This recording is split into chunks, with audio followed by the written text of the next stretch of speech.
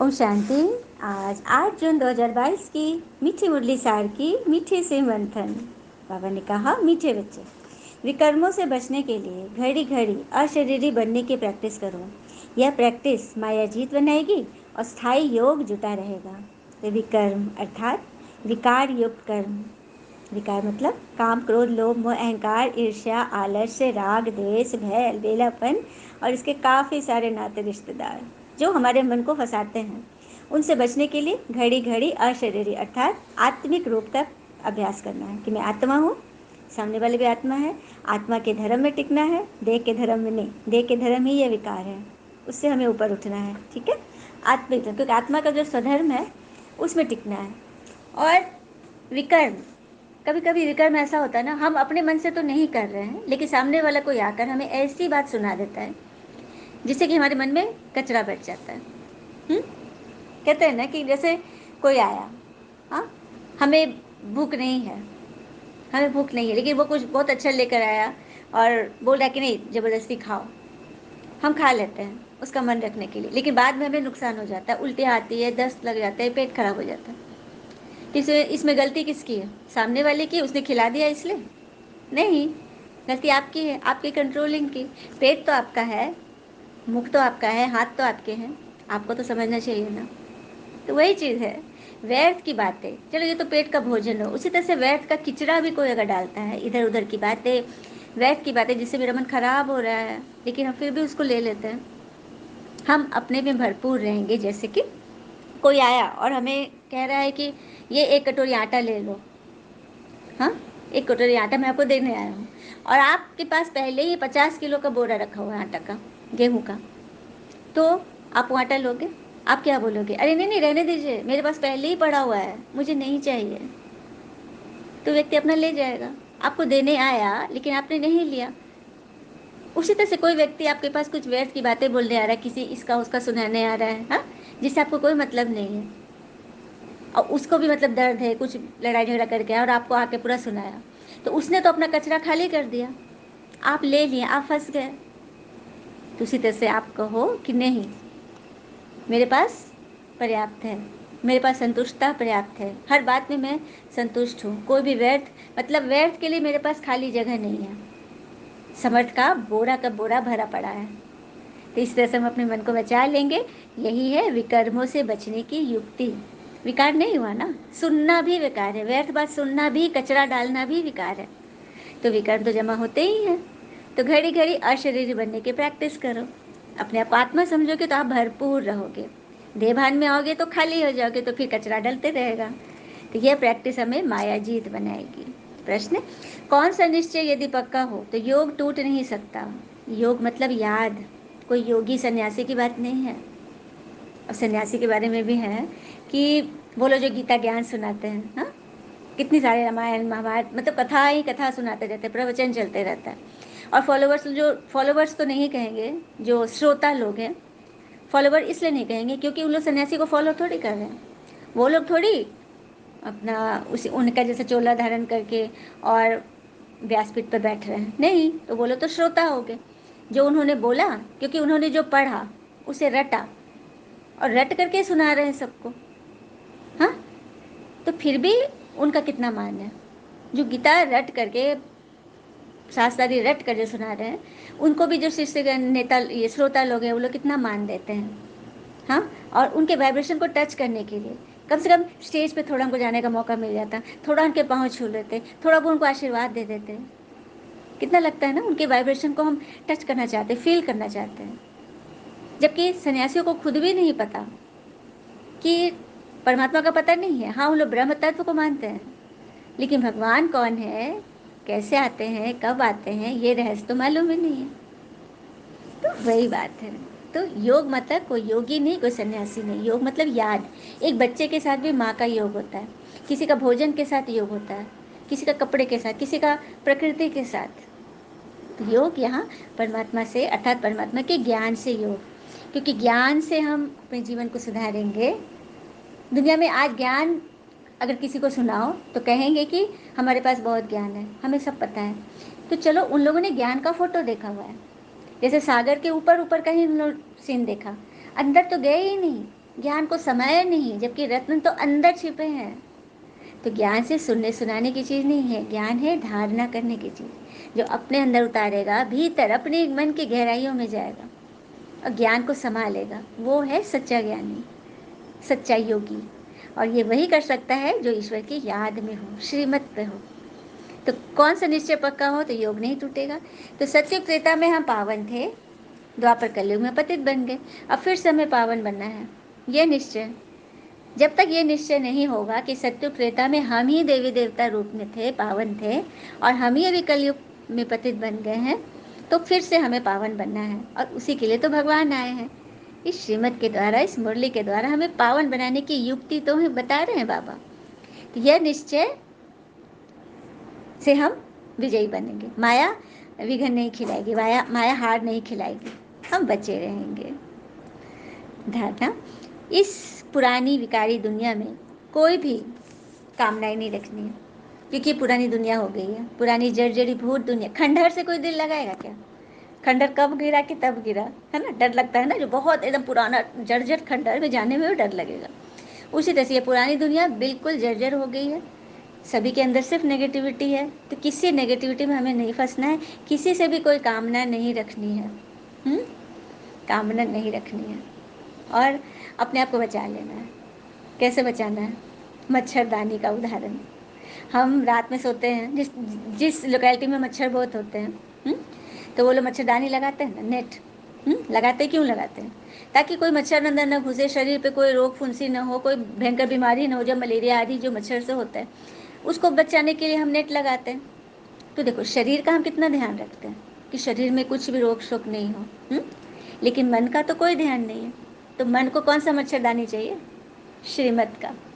श्रीमत का मच्छरदानी लगाएंगे तो कभी भी मन पर कोई कचरा नहीं जाएगा, कोई क्या क्यों कैसे ऐसे वैसे जो हमारा मन फंसता है उससे हम बच जाएंगे। तो सबको चाहिए ना ये मच्छरदानी। तो भगवान हमें रोज रोज ये सिखाते हैं। और सबसे ज़्यादा ज़रूरत आज स्टूडेंट को है, क्योंकि स्टूडेंट को पढ़ना ज़रूरी है, लेकिन पढ़ाई में मन नहीं लग रहा है। मन तो लगाना है ना, क्योंकि यही वो समय है जब हम अपने आप को भर सकते हैं, क्योंकि फिर हाथ से निकल जाएगा समय। और अभी यदि मन को एकाग्र करके, यदि हमारे पास सब सुख सुविधाएं मौजूद है, सब सभी तरह से हमें सुविधाएं मिल रही है, डायरेक्शन मिल रहे हैं, हाँ, गाइडलाइन मिल रही है, उसका भी हम अभी यूज़ न करें, तो कल फिर क्या होगा? पछताना ही पड़ेगा ना। इसीलिए भगवान के हम गॉडली स्टूडेंट हैं, हमारा तो काम है अच्छी रीति पढ़ना और पढ़ाना, बच्चों को भी समझाना, ठीक है, क्योंकि बच्चों को अपने से समझ नहीं होती है ना। तो ऐसे बड़े का साथ लो जो कि उसको सही रास्ता दिखाए। तो ये हमारे बाबा हमसे चाहते हैं। और बाबा ने बोला ना, सबके डूबे हुए बेड़े को सैल्वेज करने में बाबा का पूरा मददगार बनो। भगवान आए ही किस लिए? सबके मन के डूबे हुए बेड़े को, जो कन्फ्यूज़न में है, हाँ, प्रॉब्लम में है, उसको निकालने के लिए। जैसे बचाव पक्ष की जो सेना होती है, कहीं भूकंप आता है, सुनामी होता है, तो वहाँ जाके वो लोग बचाव करते हैं ना, हाँ, पैराशूट से, प्लेन क्रैश होता है, हर जगह जाके बचाव करती है। तो वो तो हो गए शरीर के सोल्जर, शरीरधारी। और यहाँ हम बच्चे हैं रूहानी सोल्जर, हम सब आत्मा का कल्याण कर रहे हैं। सभी आत्मा अभी दुबन में फंसी हुई है, उन सबको निकालना है। तो इसमें हमें भगवान का पूरा मददगार बनना है। भगवान का काम हो रहा है ना, क्योंकि युग तो उनको बदलना है, सत्युग स्वर्ग उनको बनाना है, नरक को बदलना है, खंडहर को गिराना है और नई दुनिया नया महल स्थापन करना है। तो इसमें हमें भगवान की मदद करनी है। वरदान, योग के प्रयोग द्वारा खजाने को बढ़ाने वाले सफल तपस्वी भव। योग के प्रयोग द्वारा खजाने को बढ़ाने वाले सफल तपस्वी भव। तो ये खजाने कौन से हैं? समय, संकल्प और शक्ति। ये तीन चीज़ आत्मा की सूक्ष्म शक्तियाँ हैं, इनको कभी नष्ट व्यर्थ नहीं करना है। और अपने दिमाग को इतना वेल मेंटेन करना है, बुद्धि इतनी तीक्ष्ण रखनी है, कोई सामने वाला यदि देखे तो हमारा कितना बेड़ा पार हो सकता है। चलिए एक कथा सुनते हैं। एक बार यूनान देश के गांव का एक लड़का जंगल में लकड़ियाँ काट के शाम को पास वाले शहर के बाजार में बेचकर अपना गुजारा करता था। एक दिन एक विद्वान व्यक्ति बाजार से जा रहा था। उसने देखा कि उस बालक का गट्ठर बहुत ही कलात्मक रूप से बंधा हुआ है, बहुत ढंग से। तो उसने उस लड़के से पूछा, क्या यह गट्ठर तुमने बांधा है? लड़के ने जवाब दिया, जी हाँ, मैं दिन भर लकड़ी काटता हूँ, स्वयं गट्ठर बांधता हूँ और रोज शाम को गट्ठर बाजार में बेचता हूँ। उस व्यक्ति ने कहा, क्या तुम इसे खोलकर इसी प्रकार दोबारा बांध सकते हो? जी हाँ, यह देखिए।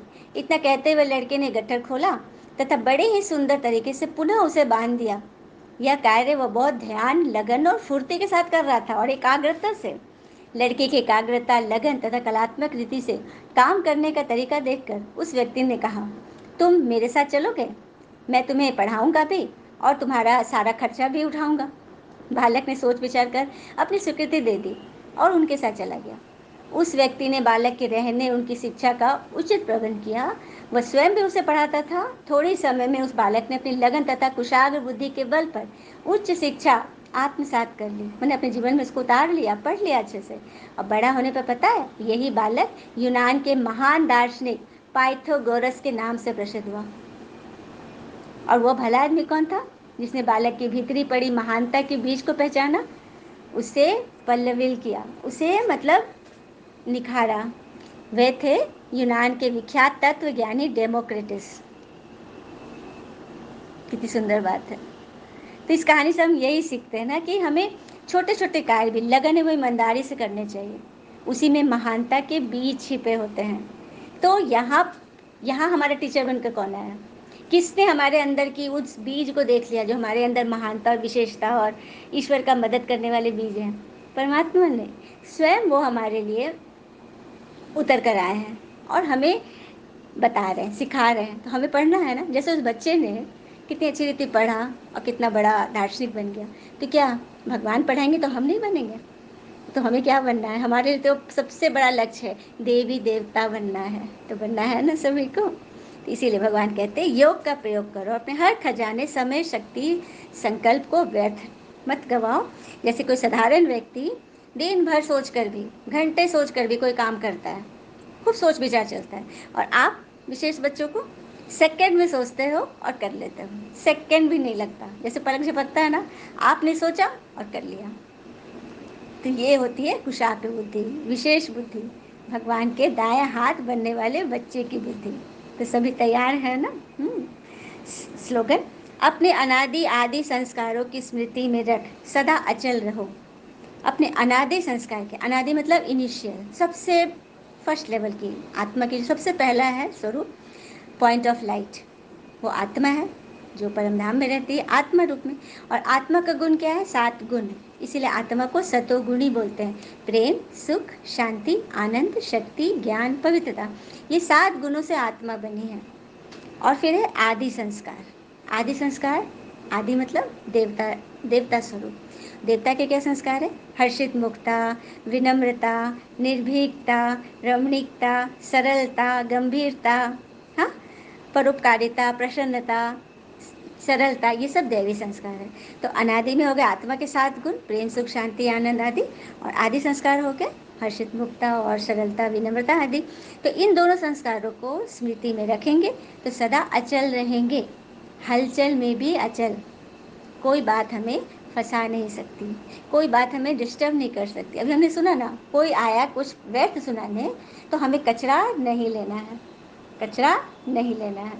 और डॉक्टर ने जो मूल्य रूप प्रिस्क्रिप्शन दिया है, इसमें जो हमें परहेज दिया है, अब हमने हमारी बीमारी हुई, हमने डॉक्टर को दिखाया, डॉक्टर ने हमें दवा भी दी और साथ में परहेज भी बताया, लेकिन हमने परहेज को फॉलो नहीं किया। दवा तो नियम से खा रहे हैं और परहेज की जगह हम पिज्ज़ा, बर्गर, बाहर की चीज़ें खा रहे हैं। हमारी बीमारी नहीं ठीक हो रही तो हम डॉक्टर को दोष दे रहे हैं, डॉक्टर ने तो ठीक से दवा ही नहीं दिया। लेकिन हमने क्या नियम को फॉलो किया?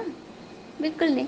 तो परमात्मा हमारी आत्मा में जो रोग लगा हुआ है ना, विकारों का रोग, दुख सहने का रोग, दुख लेने का रोग, देने का रोग, हाँ, अतीत में टिके रहने का रोग, भविष्य की चिंता करने का, इसका उसका, सबके अवगुण देखने का रोग, अपने आप को हीन भावना से ग्रसित करने का रोग, मेरे अंदर तो कोई भी गुण नहीं है, ये सब भी आत्मा के रोग हैं।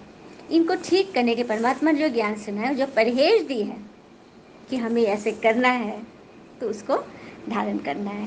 ठीक है। ओम शांति। शुक्र मीठे बाबा, वो बाबा के प्यारे प्यारे बच्चे। All is well always. ओम शांति।